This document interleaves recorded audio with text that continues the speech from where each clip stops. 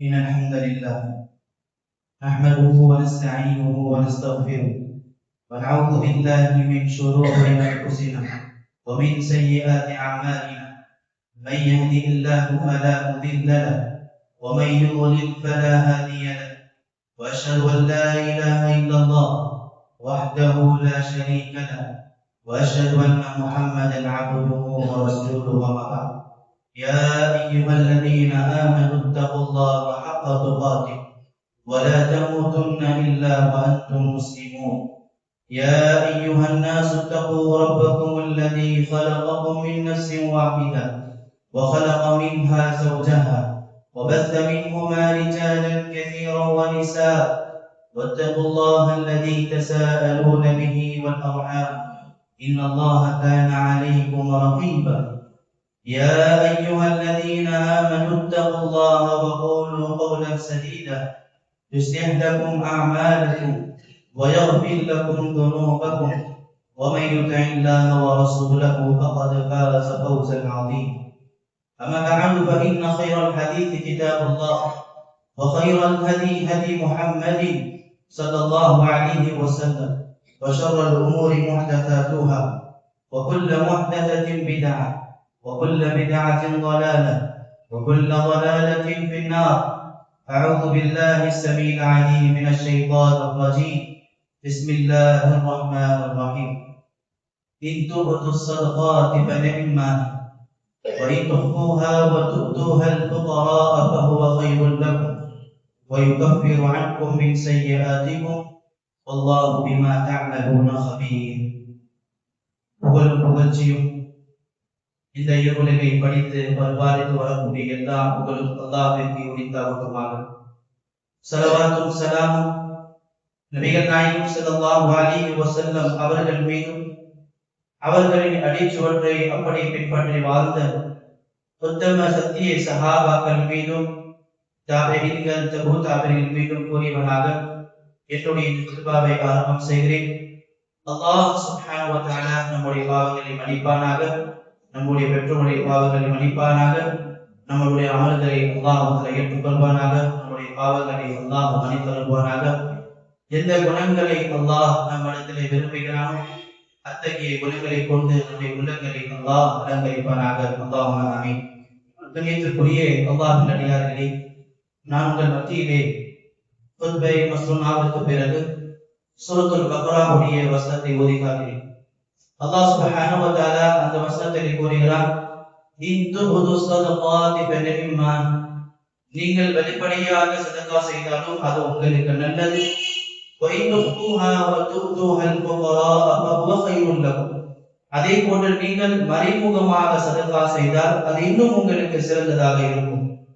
வ யுகஃபிரு அன்கும் மின் ஸய்யிஆத்திக்கும், சதகாக்கள் உங்களுடைய பாவங்களை மன்னிக்கும். வல்லாஹு பிமா தஅமலூன கபீர், நிச்சயமாக அல்லாஹ் உங்களுடைய பாவங்கள், உங்களுடைய அமல்களை அறிந்தவனாக இருக்கிறார். கண்ணியத்திற்குரிய அல்லாஹ்வின் அடியார்களே, இந்த வசனத்தை கூட நீங்கள் அறிந்திருப்பீர்கள். இந்த வசனத்திலே அல்லாஹ் சுப்ஹானஹு வ தஆலா இரண்டு அந்த தர்மத்தை பற்றி பேசுகிறார். ஒன்று, நீங்கள் வெளிப்படையாக கொடுக்கக்கூடிய தர்மமாக இருந்தாலும் சரி, அல்லது நீங்கள் மறைமுகமாக கொடுக்கக்கூடிய தர்மமாக இருந்தாலும் சரி, இந்த இரண்டு தர்மமே சிறந்தது என்று கூறுகிறார். வெளிப்படையாக நீங்கள் தர்மம் கொடுப்பது என்பது இது பிற மக்களுக்கு நீங்க ஒரு முன்னுதாரணமாக மாறுவீர்கள்.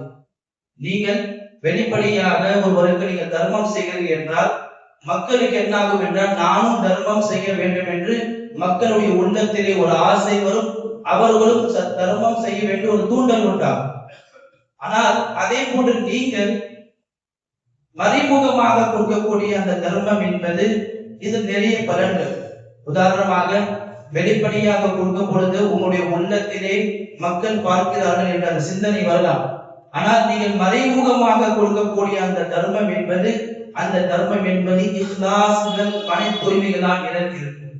அதே போன்று இன்னொரு மிகப்பெரிய பலன் என்றால், நீங்கள் மறைமுகமாக கொடுக்கக்கூடிய தர்மத்திலே நீங்கள் ஏழைகளுடைய அந்த கண்ணியத்தை நீங்கள் பாதுகாக்கிறீர்கள்.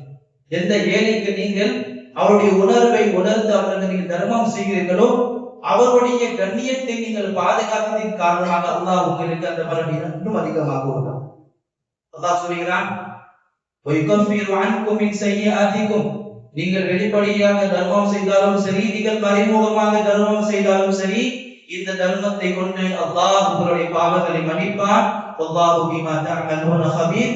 நிச்சயமாக அல்லாஹ் உங்களுடைய அமல்களை பார்க்கக்கூடியவனாக இருக்கிறான். கணித்திற்குரியவர்களே, நாம் எல்லோரும் ரமதானுடைய மாதத்தை அணுவாக அனுபவித்துக் கொண்டிருக்கிறோம். இந்த ரமதானுடைய மாதத்திலே இந்த சதகா என்பது அன்பான சகோதரர்களே மகத்தான ஒரு இபாதத். எப்படி நாம் நோன்பு வைக்கிறோம், இரவு தொழுகை தொழுகிறோம், குர்ஆன் ஓதுகிறோமோ, அதே போல சகோதரர்களே இந்த தர்மம் என்பது மிகப்பெரிய ஒரு மகத்தான இபாதத். அல்லாஹ் சுப்ஹானஹு வ தஆலா சூரத்துல் என்ன கூறுகிறான்?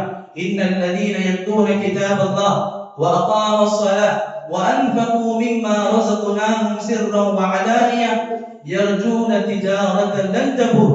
யார் ஒருவர் குர்ஆனை ஓதுகிறார்களோ, வ அகாமஸ் ஸலாஹ் தொழுகை நிலைநாட்டுகிறார்களோ, வ அன்ஃபகு மிம்மா ரஸக்னாஹும் எதை நாங்கள் அவர்களுக்கு பொருளாதாரமாக கொடுத்தோமோ அந்த பொருளாதாரத்தை கொண்டு வெளிப்படையாக மறைமுகமாக தர்மம் செய்கிறார்களோ, இது இப்படிப்பட்ட ஒரு வியாபாரம். இந்த வியாபாரத்தில் இவர்கள் நஷ்டம் என்பதை பார்க்க மாட்டார்கள் என்று அல்லாஹ் கூறுகிறார்.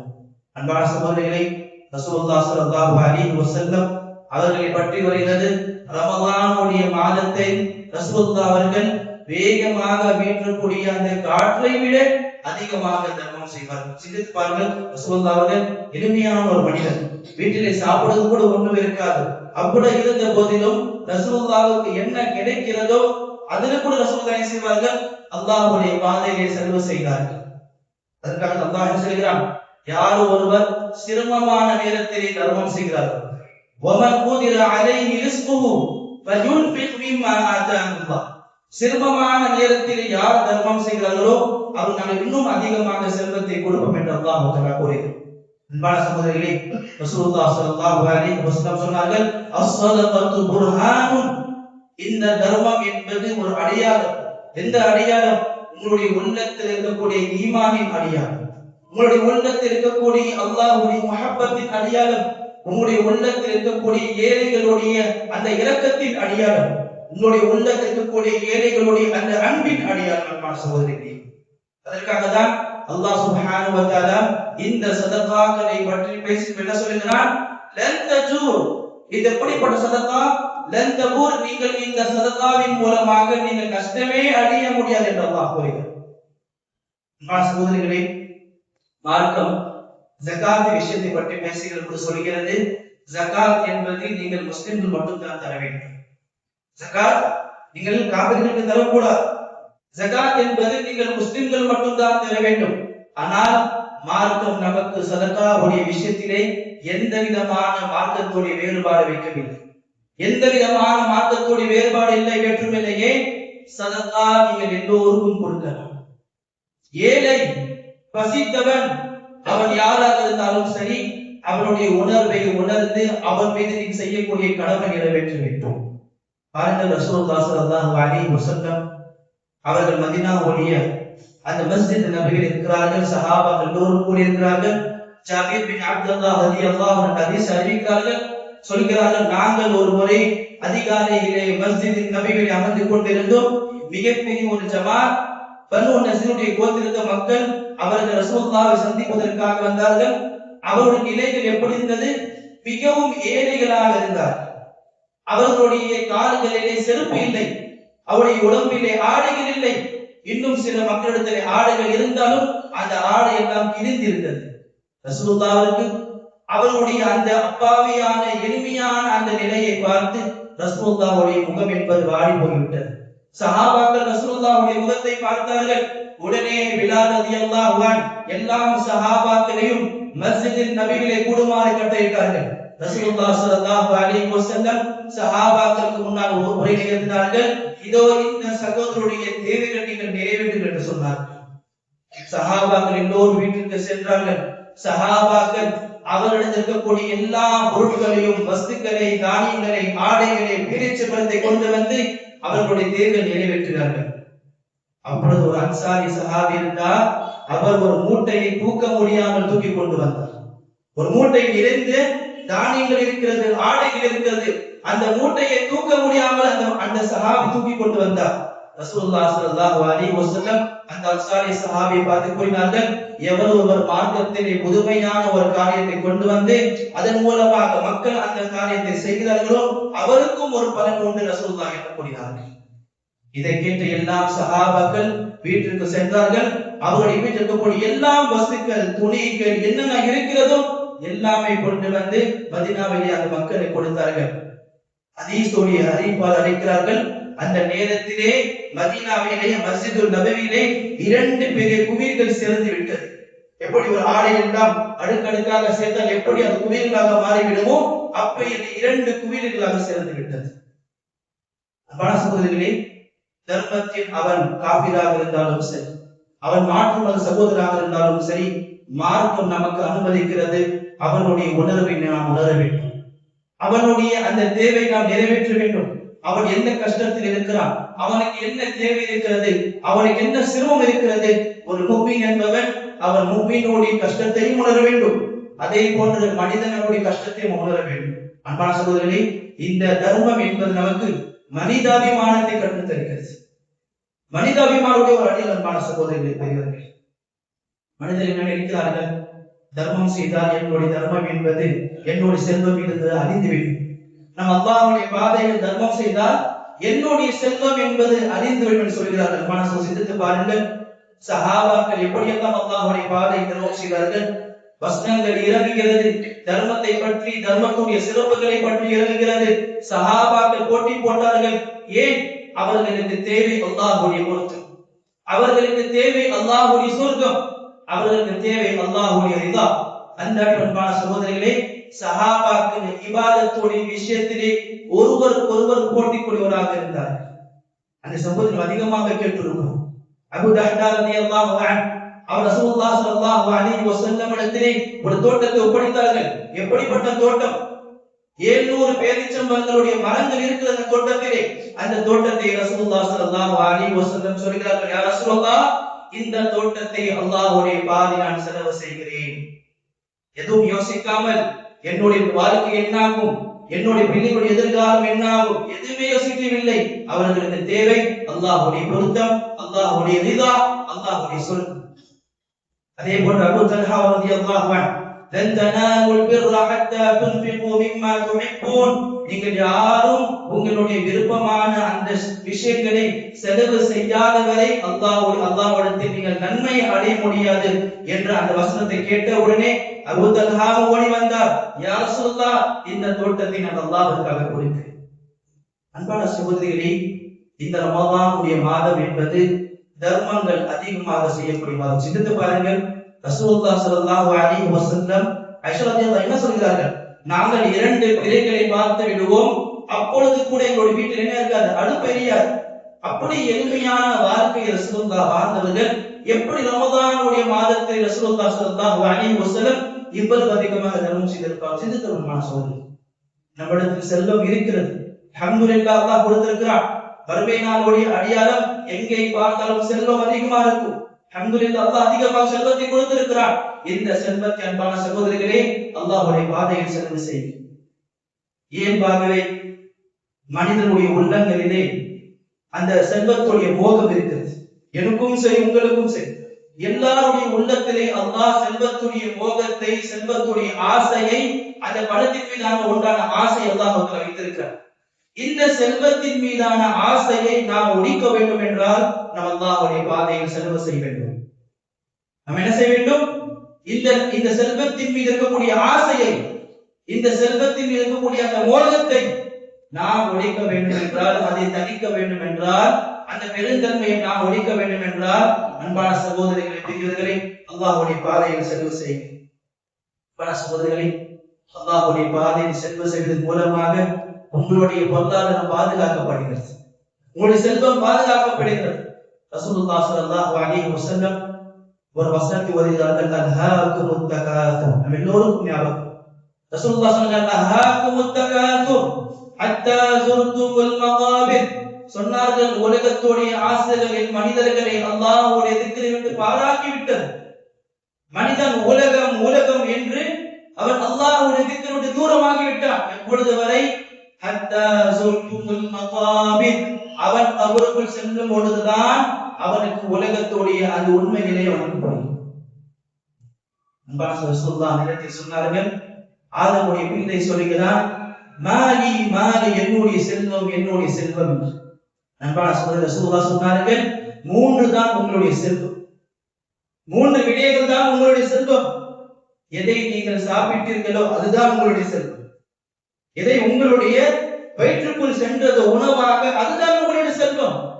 எதை நீங்கள் ஆடையாக அணிந்தீர்களோ அதுதான் உங்களுடைய செல்வம். எதை நாளை மறுமைக்காக நீங்கள் இன்வெஸ்ட்மெண்ட் பண்ணீர்களோ, சதகாக்கள் செய்தீர்களோ அதுதான் உங்களுடைய செல்வம். நீங்கள் மௌத்தானதுக்கு பிறகு உங்களுடைய வீடு, உங்களுடைய வியாபாரம், உங்களுடைய வணிகம், இது எதுவுமே உங்களுடைய செல்வம் கிடையாது. இதெல்லாம் உங்களுடைய பிள்ளைகளுடையது. அதற்காக தான் சொல்லிட்டு முனாஃபிக்குன் அல்லாஹ் என்ன சொல்லுகிறான், மனிதன் மரணத்தோடு அந்த படுக்கையில் இருப்பான்.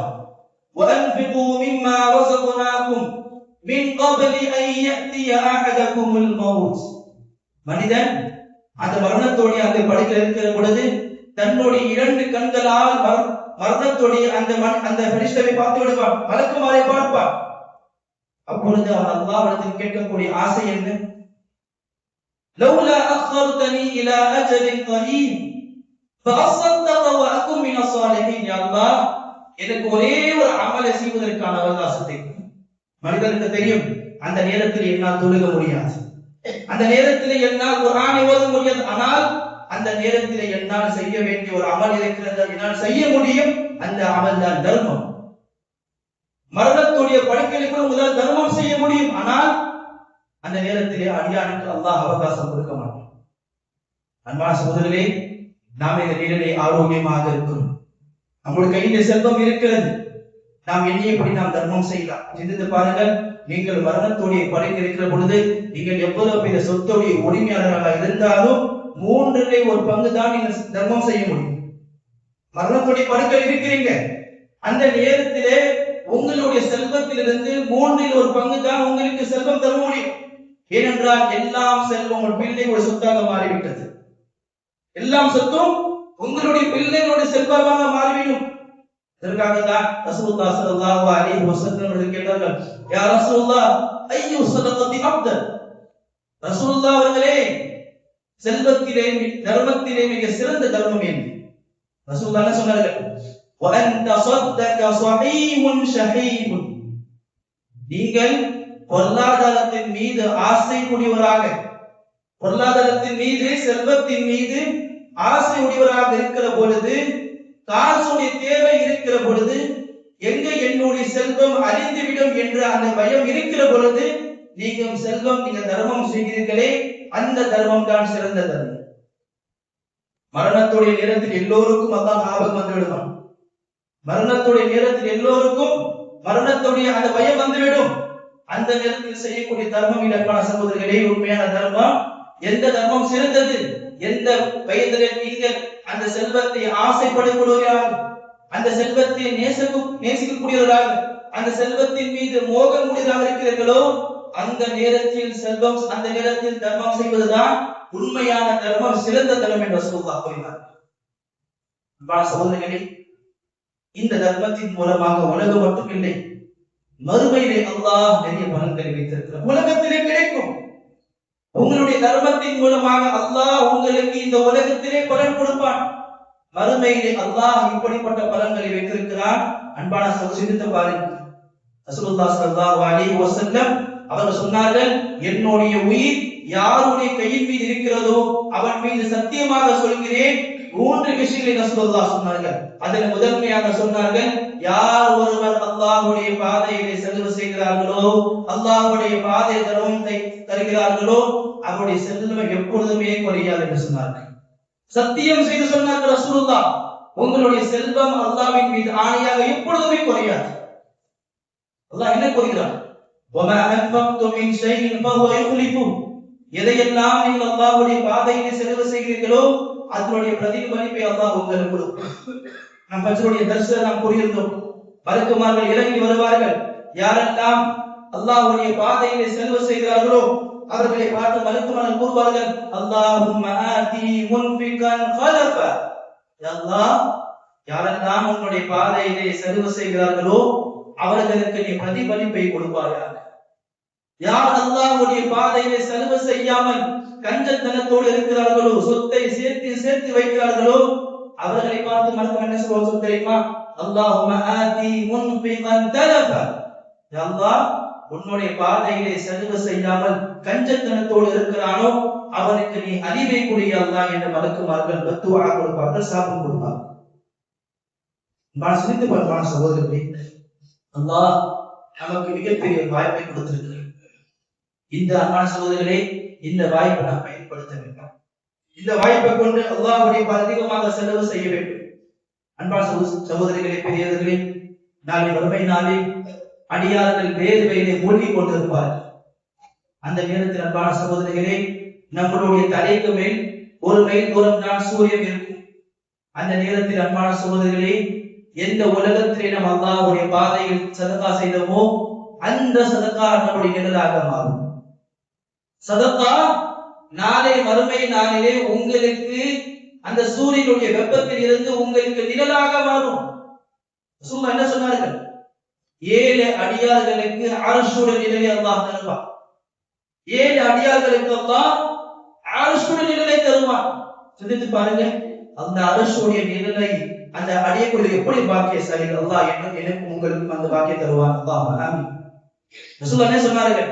அதில் 7 மனிதர்கள், ஒரு மனிதர் யார் தன்னுடைய வலது கையால் கொடுக்கக்கூடிய தர்மத்தை இடது கையால் காட்டாமல் இருக்கிறார். வலது கையால் நீங்க தர்மம் தரீங்க, அந்த தர்மம் என்பது உங்களுடைய இடது கையில் தரிக்க தெரியக்கூடாது. அரபு மக்களை நீங்க பாருங்க, அவர்களை ஜோபில் கையை விடுவாங்க, வலது கையில் என்ன செய்வாங்க? அப்படி எடுத்து கொடுப்பாங்க. நம்மளை பாரு எண்ணி 10 ரூபாய் மட்டும் கொடுக்க மாட்டாங்க. நம்ம எல்லோரும் கஞ்சத்தனம். எந்த நோட்டு கிழிஞ்சு இருக்கு, 10 ரூபாய் நோட்டு, 10 ரூபாய் காயின் தரும். அன்பான சகோதரர்களே, அல்லாஹ்வுடைய பாதையில அள்ளி கொடுங்க. யார் எண்ணி எண்ணி கொடுக்கிறானோ அல்லாஹ் அவனுக்கு எண்ணி எண்ணிதான் கொடுப்பான். நீங்க அல்லாஹ்வுடைய பாதையில் கணக்கில்லாமல் கொடுங்கள், அல்லாஹ் கணக்கில்லாமல் உங்களுக்கு கொடுப்பான். ரசூலுல்லாஹ் ஸல்லல்லாஹு அலைஹி வஸல்லம் வியாபாரிகளை பார்த்து கூறுவார்கள், வியாபாரிகளே, நீங்கள் வியாபாரங்கள் செய்கிற பொழுது உங்களுக்கு தெரியாமல் அறிந்தும் அறியாமல் சில தவறுகள் நடக்கிறது. நம்ம எல்லாம் வியாபாரம் செய்கிற பொழுது நமக்கே தெரியாம சில தவறுகள் நடக்கும், சில மோசடிகள் நடக்கும். அதற்காக ரசூலுல்லாஹ் சொன்னார், என்ன செய்யுங்கள்? அல்லாஹ்வுடைய பாதையில் தர்மம் செய்யுங்கள். வியாபாரத்தில் எந்த ப்ராஃபிட் நீங்க சம்பாதித்தீர்களோ, எந்த பலன் உங்களுக்கு என்ன செய்யுங்கள்? அந்த செல்வத்திலே அல்லாஹ்வுடைய பாதையில் செலவு செய்யுங்கள். ஏன்? நீங்கள் வியாபாரத்தில் செய்த மோசடியை, சின்ன மோசடி பெரிய பெரிய மோசடி இல்லை, சின்னத்தில தவறுகள் நடந்து கொண்டிருக்கும் வியாபாரத்திலே அந்த மோசடிகளை, அந்த பாவத்தை அல்லாஹ் மன்னித்து விடுவார். காரணம் உங்களுடைய சதகாக்களின் மூலமாக, உங்களுடைய தர்மத்தின் மூலமாக. அன்பான சகோதரி பெரியவர்களே, ரசூலுல்லாஹ் ஸல்லல்லாஹு அலைஹி வஸல்லம் என்ன சொன்னார்? நாளை மறுமை நாளில் எல்லா மனிதர்களும் எந்தெந்த அமலை அதிகமாக செய்தார்களோ அந்தந்த அமலை கொண்டு சொர்க்கத்தில் நுழைவார்கள். பாபு ஸதகா என்ற சொர்க்கம் இருக்கிறது.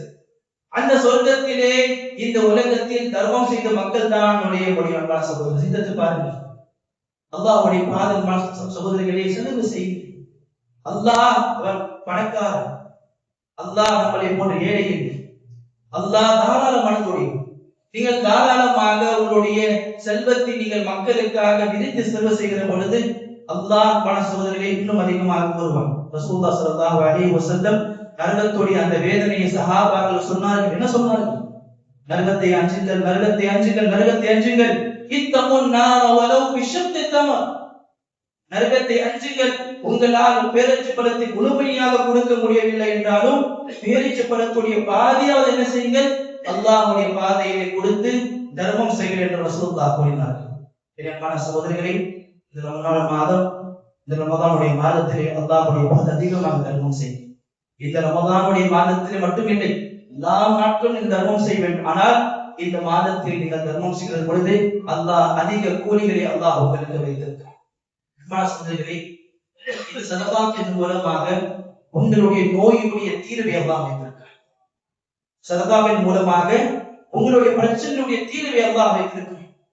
உங்களுடைய பாவத்தினுடைய அந்த உங்களுடைய பாவத்துடைய அந்த பாவிகளை அந்த உங்களுடைய பாவத்தோட நன்மை அல்லாஹ் வைத்திருக்கிறார். எனவே அல்லாஹ் சுப்ஹானஹு அனைவருக்கும் இந்த ரமலானுடைய மாதத்திலே அல்லாஹ்வுடைய பாதையிலே அதிகம் அதிகம் தர்மங்கள் செய்யக்கூடிய அந்த பாக்கியத்தை அல்லாஹ் எனக்கும் உங்களுக்கும் தருவானாக. அல்லாஹும்ம ஆமீன். أقول قولي هذا واستغفر الله لي ولكم ولسائر المسلمين فاستغفروا إنه هو الغفور الرحيم.